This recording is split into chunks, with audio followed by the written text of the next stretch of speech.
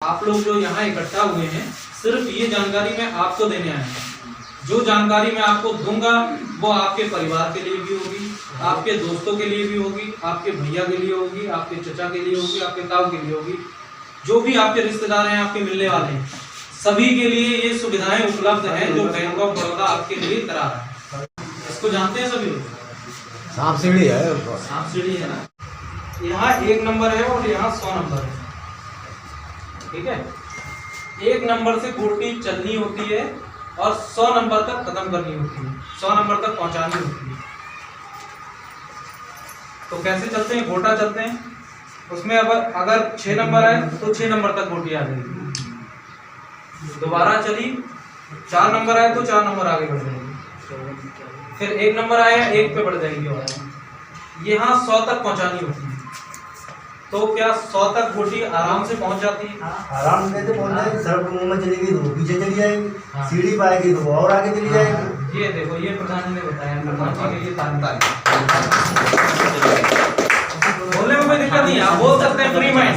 मैं कहीं बाहर से नहीं आया हूँ, मैं आपका ही भाई, आपका ही संबंधी हूँ। आपको ऐसा करने की जरूरत नहीं है कि मतलब मुझसे कोई घबराहट है या हिचक है। आप फ्री माइंड होके बोल सकते हैं, अपनी बात कह सकते हैं, मेरी बात सुन सकते हैं। तो 100 नंबर तक गोटी लाने के लिए हमें क्या होता है, सीढ़ी पे अगर मिल गई हमारी गोटी तो ऊपर पहुंच जाती है, सांप पे अगर आ गई तो वापस नीचे चली जाती है। तो ऐसे ही हमारी ये 1 से लेकर 100 साल तक की जिंदगी है। मानते हैं इस चीज को? कोई परेशानी आ गई तो क्या होता है, जिंदगी पीछे चली जाती है। पीछे कैसे चली जाती है? जो आपके पास में धन होता है वो चला जाता है। और सीढ़ी का मतलब होता है कि आपके पास में सुविधाएं। किसी ने अगर मान लीजिए किसी ने दुकान खोल ली, उसकी दुकान अच्छी चल गई तो उसका बिजनेस आगे बढ़ गया, वो आगे बढ़ गया। किसी को कोई नौकरी मिल गई, नौकरी कर ली उसने, उसको सुविधा मिल गई, वो आगे बढ़ गया। लेकिन क्या है कि उसको कोई दिक्कत हो गई, बीमारी, परेशानी, हालात ऐसे आ गए जिसकी वजह से वो पीछे हट जाता है। तो उसका मतलब होता है सांप ने डस लिया। अभी 2 साल पहले सांप आया था, किसी को पता है? कोरोना। हाँ, वो सांप था, है ना? सही चीज है ना? वो सांप बोलते हैं उसको, क्योंकि उसने सभी लोगों को पीछे कर दिया। जो जिसके पास में, गरीबों के पास में धन था, वो क्या था, सब वेस्ट हो गया, सब खर्च हो गया खाने पीने में। किसी के पास अगर 2000 रुपये सेविंग थी या 10,000 रुपये सेविंग उसने इकट्ठे किए हुए थे पैसे, तो वो सारे पैसे क्या है, कोरोना काल में उसके घर में खर्च हो गए। तो उससे हम लोग पीछे हो गए। और उसके लिए हमें सीढ़ी क्या बनानी है? सीढ़ी के लिए हमें कुछ नया करना होगा, कुछ नया, या तो बिजनेस करना होगा या नई सेविंग करना होगा, जिस तरह से हम अपने इनकम की ग्रोथ कर सकें, आगे बढ़ सकें। ठीक है, मोदी जी ने 0 खाता खुलवाया था, जानते हैं ना इसके बारे में? उसको जनधन खाता बोलते हैं। ठीक है, तो वो जनधन खाता जो है, अब मोदी जी जनधन प्लस में कर रहे हैं। अब जो नए खाते खुलेंगे 0 बैलेंस से, वो जनधन प्लस में खुलेंगे। ठीक है, अब स्कीम चेंज हो गई है जनधन प्लस की। जनधन प्लस इसलिए हुआ है कि इसमें नई नई सुविधाएं आई हैं। इसको जानते हैं आप? ठीक है, इसको जानते हैं क्या है? मटका है। इसका क्या करते हैं, कैसे इस्तेमाल होता है? पहले पानी पी जाती है, इसमें पानी को हमें भरना होता था, उसको पी लेते थे, जब खाली होने वाला होता था तो फिर से मटका भर लेते थे। ऐसा ही तो होता था। 2 मटके होंगे अगर किसी के पास में, तो 1 मटका पहले से भर के रखा होगा और 1 मटका अगर खाली हो जाएगा तो सोचेंगे चलो अभी भर लेंगे शाम में या दोपहर में। और जिसके पास 1 ही मटका होगा वो क्या है, पानी और लाके और मटके में डाल देता होगा कि हाँ अब फुल हो गया, कोई पूरे दिन की टेंशन नहीं है। यही आपका खाता है। खाते में आपके अगर 0 बैलेंस है या दुख तकलीफ आ गई तो आपका क्या, मटका अभी खाली है। इसको हम भर सकते हैं। सरकार की एक नई सुविधा आई है, जनधन प्लस, जो मैं अभी आपको बता रहा था। जनधन प्लस, जनधन प्लस का मतलब होता है, स्प्लेंडर आई थी गाड़ी, उसके बाद में स्प्लेंडर प्लस आई। स्प्लेंडर प्लस में क्या चेंजेस है, स्प्लेंडर में क्या है, उस टाइम जब स्प्लेंडर आई थी उसमें सेल्फ नहीं आया था, और जब स्प्लेंडर प्लस आई उसमें सेल्फ आ गया। तो प्लस में एक चीज बढ़ गई ना, अलाउ बिल बढ़ा दिए उन्होंने और सेल्फ बढ़ा दिया, ऐसे किया ना। तो ऐसे ही सरकार की ये स्कीमें होती है जिसमें प्लस लग जाता है या प्रो लग जाएगा या एक्स्ट्रा लग जाएगा, एक वर्ड उसमें एक्स्ट्रा लगा होगा, वो सारी योजना में कुछ ना कुछ खास होगा। इसमें आपको 500 रुपए 5 महीने तक जमा करना है। 500 एक महीने, 500 दूसरे महीने, 500 तीसरे महीने, 500 चौथे महीने, 500 5वें महीने। अगर आपने ये रूटीन बनाया 500 रुपए 5 बार जमा कर दिए तो आपको 2000 से लेके 10,000 रुपए तक की उधारी मिल जाएगी। तो ब्याज नहीं लगेगा? ब्याज लगेगा। कोई भी मुझे बता दे, अगर आपको कोई जरूरत पड़ती है कभी पैसे की, आपकी जेब में पैसे नहीं है, आपकी बैंक में पैसे नहीं है, क्या करेंगे बताइए? उधार लेते हैं। किससे? अपने भैया से लेंगे या पड़ोसी से लेंगे या रिश्तेदार से लेंगे, यही करते हैं ना। और उससे क्या कहते हैं कि 2-3 दिन में कल लौटा देंगे या 10 दिन में या 5 दिन में, 2-4 दिन में लौटा देंगे। तो उसमें क्या होता है? ब्याज नहीं पड़ता है। अगर किसी उधार मिलने वाले से अगर उधार पैसे नहीं मिले, आपके रिश्तेदार से, आपके जानने वाले से, आपके परिवार में से अगर किसी से पैसे नहीं मिले, फिर क्या करते हैं? सुनार के पास जाएंगे। बिल्कुल सही बात है। उसके बाद सुनार के पास में जाते हैं कुछ सामान गिरवी रखने के लिए। तो गिरवी पे कितना % ब्याज जाता है? 2% ब्याज, 1.5 या 2% जाता है। और अगर आपके पास में कोई सामान नहीं है तो किससे लेते हैं पैसे? 5% या 10%, वही रेट चलता है 5 से 10 तक, है ना? ऐसा ही है ना, या गलत बोल रहा हूँ? अगर किसी लाला बनिए के पास में बिना सामान गिरवी रखे पैसे लेने जाते हैं तो 5 से 10% का ब्याज लगता है। इतना मुझे जानकारी है शायद, ऐसा ही है ना। तो ये बैंक आपको जो उधार देगी 2000 से लेके 10,000 तक का, इसमें क्या है? आपके घर में शादी है, आपको कोई परेशानी हो गई, आपके घर परिवार में कोई बीमारी हो गई किसी को, ठीक है, तो आप बैंक से 2000 से लेके 10,000 तक का उधार ले सकते हैं। 500 रुपए 5 महीने के हिसाब से 2500 रुपए होते हैं। अब आप ये सोच रहे होंगे कि ये 2500 रुपए आपके जमा हो जाएंगे, यही तो सोच रहे हैं ना। 2500 रुपए ये जमा नहीं रह जाएंगे, लेन देन करना है ना कि जमा करना है। आज आपने 500 रुपए डाले, अगले महीने फिर 500 रुपए डाल दिए, आपको पैसे की जरूरत पड़ी, आपने पैसे निकाल लिए। 2-3 दिन बाद आपके पास में 500 रुपए की व्यवस्था हुई, आपने फिर 500 रुपए डाल दिए। ये चालू खाता देखकर ही आपको बैंक 2000 से लेके 10,000 रुपए तक का उधार देगी। आपने 1000 रुपए आज बैंक से उधार ले लिए, उसको अगर आप 1 महीने तक इस्तेमाल करके जमा करते हैं तो उसमें 1% का ब्याज। 1000 रुपए को 15 दिन के अंदर वापस कर दिया तो ब्याज कितना होगा? 5 रुपए। ये लाला बनिए का ब्याज नहीं है। 1 महीना 10 दिन हो गए तो पूरे 2 महीने का ब्याज लगता है, ऐसा होता है ना। इसमें ऐसा नहीं है। आपने अगर 15 दिन के लिए लिया है तो 15 दिन का ब्याज आपका आधा % हो गया। 1 महीने 1 दिन के लिए लिया अगर आपने, तो 1 महीने का 1% ब्याज और 1 दिन का 2 महीने का ब्याज नहीं लगेगा टोटल। अगर आपने 1 महीने 2 दिन में वापस किया तो 1 महीने 2 दिन का ब्याज लगेगा। और दूसरी सुविधा इसमें क्या है? दूसरी सुविधा ये है कि अगर आपने पैसे निकाले उसके बाद में आपके पास में इकट्ठे पैसे नहीं हो पाए, 10,000 आपने निकाले हैं, आपने सोचा मुझे मिल जाएंगे कहीं से, मैं 10 दिन में जमा कर दूंगा, आपकी व्यवस्था नहीं हुई, आपके पास में 1000 रुपए हैं, आप इसमें जमा कर देंगे तो जमा हो जाएंगे। ये आपका खाता बन जाएगा। जो 10,000 रुपए आपको मिलेगा ना, ये आपके खाते की लिमिट बोलते हैं। लिमिट कुछ लोग जानते होंगे, जो लिमिट होती है, ये लिमिट बन जाएगी आपकी 2000 से लेके 10,000 रुपए। ये तो 500 के लेन देन पे बनेगी। अगर आप 5000 का लेन देन करते हैं तो उस हिसाब से लिमिट बनेगी, 10,000 का करते हैं तो उस हिसाब से लिमिट बनेगी, और ज्यादा करते हैं तो उस हिसाब से लिमिट बनेगी। ये 500 रुपए की लिमिट है केवल, कि महीने में आप 500 रुपए का लेन देन कर रहे हैं तो 2000 से लेके 10,000 रुपए तक की लिमिट है। बीमे के लिए जानते हैं ना सब लोग, बीमा क्यों कराते हैं हम लोग?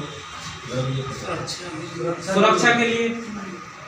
सुरक्षा के लिए किस लिए कराते हैं कि हम हैं आज को, और अगर हमें कल को कोई दुर्घटनावश कुछ हो गया तो उससे हमारे परिवार को मदद मिलेगी, थोड़े से उनके आंसू पूछ जाएंगे। ऐसा तो नहीं जाने वाला कभी वापस आ जाता है, लेकिन क्या है, थोड़ी सहूलियत हो जाती है, थोड़ी तसल्ली मिल जाती है। बीमा इसमें जो है 20 रुपए का बीमा है, साल में 20 रुपए। 20 रुपए साल में कितने होते हैं, कितने ज्यादा होते हैं बताइए? 20 रुपए मतलब 2 चाय होती है ना, 10 रुपए की चाय मिलती है होटल पे, 20 रुपए 2 चाय 1 साल के लिए। उसमें कितने रुपए का बीमा है? 2 लाख रुपए का। 20 रुपए साल में अगर आप बीमे में जमा करते हैं और आपकी एक्सीडेंटल मृत्यु होती है तो उसमें 2 लाख रुपए का बीमा है आपका। दूसरा बीमा है आपका 436 रुपए साल का। आपकी किसी भी प्रकार से मृत्यु होती है, चाहे बीमारी से, चाहे एक्सीडेंट से, चाहे किसी भी तरह से अगर मृत्यु होती है तो उसमें 2 लाख रुपए का। साधारण मृत्यु पे 2 लाख रुपए का बीमा है 436 रुपए में, और 2 लाख रुपए का है 20 रुपए में। तो कितना हो गया टोटल? 456। यही हुआ ना? 456 रुपए अगर आप साल में जमा करते हैं तो आपका 4 लाख का बीमा होता है एक्सीडेंटल, और 2 लाख का होता है आपका साधारण। 18 से 50 साधारण और 18 से 70 20 वाला। नाम सुना होगा आपने, अटल पेंशन सुना है ना? इसमें क्या होता है, किसी को कुछ मालूम है? अटल पेंशन तो आदमी बहुत परेशान है। रुपया का पाने गए बाकी रहे ना, फिर बाकी 500 बच्चे फिर कटिया रहे ना भैया, हमारे लगाए तो काम समझ गए आपकी बात, आपकी परेशानी पूरी करते हैं। आपने आज अटल पेंशन के लिए अपना रजिस्ट्रेशन करा दिया, आपकी किस्त बनी 200 रुपए महीने की, जिसमें आपने चुना हुआ है कि मुझे 60 साल के बाद में 1000 रुपए पेंशन चाहिए हर महीने। आपने 200 रुपए की किस्त बना दी उसकी महीने की, आप उसको जमा कर रहे हैं लगातार 2 साल, 1 साल, 5 साल, 10 साल, 20 साल, जब तक आप जमा कर रहे हैं। जिस दिन आपको पैसे की जरूरत पड़े या लगे कि मैं अब जमा नहीं कर पाऊंगा, उस दिन आप अपना पूरा पैसा निकाल सकते हैं चक्रवृद्धि ब्याज के साथ में। समझ गए? अब तो परेशान होने की जरूरत नहीं। और अगर आप 60 साल तक चलाते हैं उस पेंशन को, तो 60 साल बाद आपको पेंशन के रूप में मिलने लगेगी।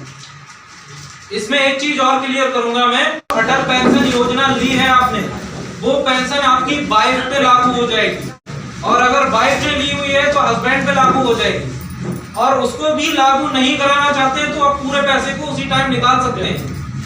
तो पेंशन के नाम से कोई कंफ्यूजन मत कीजिए, पेंशन एक आरडी होगी।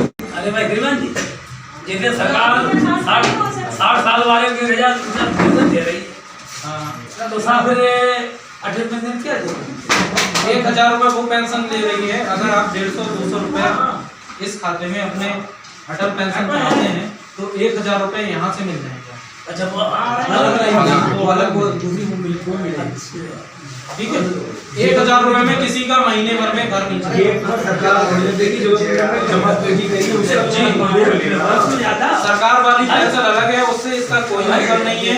ये पेंशन आपको वो मिलेगी जो आपने पैसा जमा किया हो। ये समझ में आ गया ना आपको? जनधन प्लस, इसमें 5 बार 500 रुपए जमा कराओ और 10,000 रुपए तक का उधार पाओ।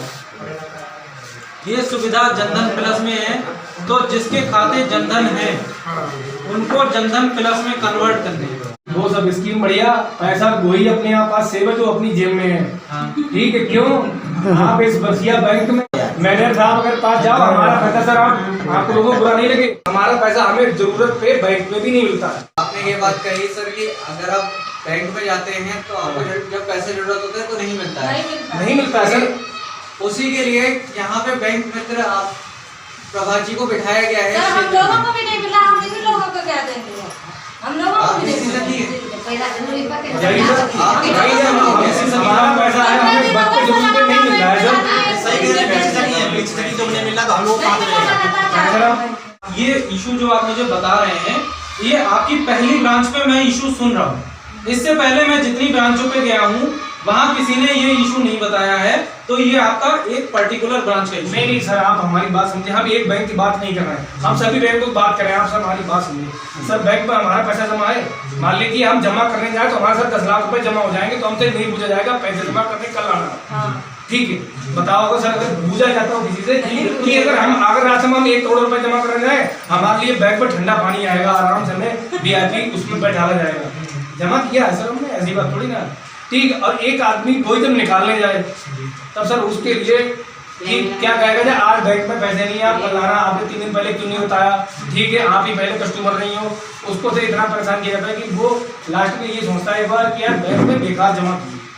बिल्कुल सही बात है सर, ऐसा नहीं है, ठीक। जमा करने की शायद कोई लिमिट नहीं है, निकालने का टाइम हर सब बैंक की लिमिट है, ठीक। इस बैंक में इस ड्राफ्ट से 25,000 रुपये निकले जाएंगे या 1 लाख रुपए आप जरूरत है तो आप हमें 2 दिन पहले सूचित करें। अमृता खास जो ब्रांच है आपकी, नहीं सर, अगर मैं गलत बोला हूँ तो उसके लिए गलत मैं आपने मुझे जानकारी दी, मैं आपको क्या बताऊँ, आपकी एक पर्टिकुलर ब्रांच ऐसी है जिस पे मुझे ये जानकारी मिली हुई, समझ गए सर। अभी तक मुझे किसी BC ने, यहाँ पे मैंने इतनी जगह विजिट कर लिया, ये इशू मेरे सामने पहली बार आया। हो सकता है वहाँ कैश का अरेंजमेंट कुछ कैसा रहता है कैसा नहीं, वो मुझे अब देखना पड़ेगा, जब आपने बताया है तो देखिए आपने जो बताया है कैश के बारे में, इसकी जानकारी पूरी ऊपर तक दी जाएगी। और प्रभात जी एक बार आप लिख करके दीजिएगा, आप सारे भाई लोग हमें लिख करके दीजिए कि ये दिक्कत आ रही है। बैंक में लाइन में लगे अगर लेट भी हो जाए, पहुँचता तो पहले ही है, 4 बजकर 1 मिनट हुआ, हमसे कहा बेटा वापस लेके जाओ पैसे नहीं। कुछ होते हैं लाइन में कुछ एम्प्लॉइज भी होते हैं, क्योंकि सब लोग एक जैसे नहीं होते, उनकी मन की मर्जी है, कुछ थोड़ी उनकी मन की मर्जी। कुछ एम्प्लॉइज सर एक बात और भी है, बैंक का कोई कर्मचारी है, ठीक है, वो जो बार पैसा निकालने गया है, जमा करना गया, ठीक है, तो उसके लिए ग्राहक की नजर से देखा जाए, ये नहीं उसके लिए एक अधिकारी है, अधिकारी तो हम ही लोगों के। अच्छा BC सखी, मैंने रिठौरा में कैंप किया था, उधर नवाब में रिठौरा पड़ता है, तो जैसे आप BC सखी हैं ऐसे ही एक BC सखी ने क्वेश्चन ये तो किया था, ये कभी किसी ने क्वेश्चन नहीं किया कि बैंक में हमें पैसे नहीं, वो ब्रांच हेड भी बैठे हुए थे वहाँ पे बैंक ऑफ बड़ौदा के।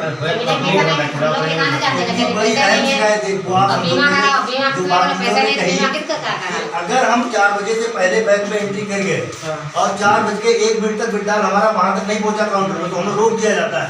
तो ये तो बिल्कुल नियम से बिल्कुल विरुद्ध हो गया। मैं बिल्कुल समझ गया इनकी बात को, ये लाइन में लगे हुए 4 बजे तक तो अंदर हो जाता है। सर मैं आपको ये बात बता दूं प्रधान जी कि जो हमारे बैंक मित्र हैं या बैंक मित्र सखी है, उनके लिए नियम हम लागू करवा देंगे कि अगर चाहे 4 बजे के बाद भी वो आ रहे हैं, 4 बजे से पहले आ रहे हैं और कैश नहीं मिला है, तो उनको पहले कैश दे दिया जाए, उसके बाद डे एंड करा जाए। जी होना चाहिए, ठीक है। आपने जो मुझे जानकारी दी थी उसके लिए बात करेंगे, ठीक है, बात करेंगे हम लोग, क्योंकि हमारा तो काम है आप तक सुविधा पहुंचाना। अगर आप लोगों तक सुविधा नहीं पहुंचेगी तो हमारा बैंक चलाने का फायदा है।